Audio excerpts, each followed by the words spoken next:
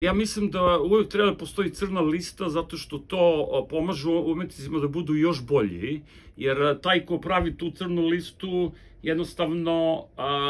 čini uslugu, medveđu uslugu sebi, a čini veliku uslugu u pravom smislu reči umetnicima, jer ih u stvari osvetljava, a ako ih stavljaju na crnu listu, znači da se plaše njihove umetnosti i njihove reči, tako da deca koja dolaze su sve pametnije i oni znaju da umetnici koji su na crnoj listi, da su to u stvari pravi umetnici.